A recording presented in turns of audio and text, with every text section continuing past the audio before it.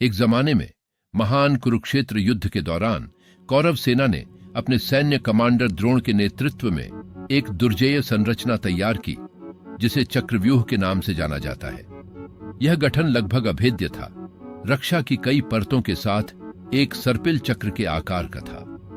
अपने सबसे बड़े भाई युधिष्ठिर के नेतृत्व में पांडवों को एक कठिन कार्य का सामना करना पड़ा। वे जानते थे कि चक्रव्यूह को भेदने के लिए रणनीतिक रूप से उसमें प्रवेश करना और बाहर निकलना आवश्यक है।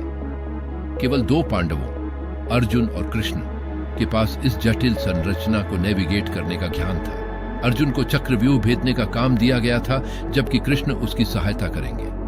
अपने सबसे बड़े भाई की रक्षा के लिए युधिष्ठिर और अन्य पांडव बाहर ही रहे। जैसे जैसे युद्ध बढ़ता गया, अर्जुन और कृष्ण चक्रव्यूह की ओर बढ़े। अर्जुन ने रक्षा की परतों के बीच एक रास्ता बनाते हुए अपने उल्लेखनीय तीरंदाजी कौशल का प्रदर्शन किया।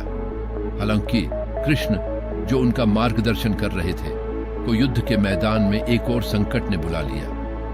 अकेले रह गए और भारी बाधाओं का सामना करते हुए अर्जुन ने बहादुरी से लड़ाई लड़ी, लेकिन बाहर निकलने के लिए संघर्ष करना पड़ा। इस बीच द्रोण ने दूर से देखते हुए अर्जुन को पकड़ने और पांडवों की आशाओं को समाप्त करने का अवसर देखा। ठीक समय पर कृष्ण वापस आए और अर्जुन का मार्गदर्शन करना शुरू कर दिया। कृष्ण के मार्गदर्शन से अर्जुन अंततः चक्रव्यूह को तोड़कर सुरक्षित भाग निकले।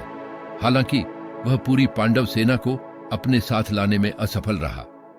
पांडवों की बाकी सेनाएं अर्जुन के मार्ग का अनुसरण करने में असमर्थ होकर चक्रव्यूह में फंसी रहीं।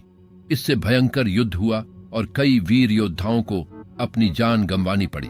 अंततः दिन का अंत तब हुआ जब चक्रव्यूह अभी भी बरकरार था और पांडवों को अपने कई साथियों के खोने का दुख हुआ।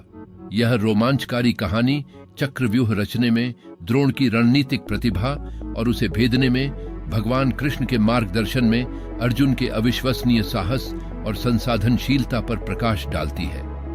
यह महाकाव्य कुरुक्षेत्र युद्ध में दोनों पक्षों के सामने आने वाली जटिलताओं और चुनौतियों को भी रेखांकित करता है। चक्रव्यूह चुनौती, वीरता, रणनीति और दैवीय हस्तक्षेप की कहानियों के साथ महाभारत की स्थायी अपील का एक प्रमाण है।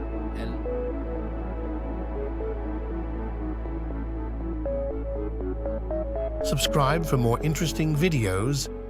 Thanks for watching.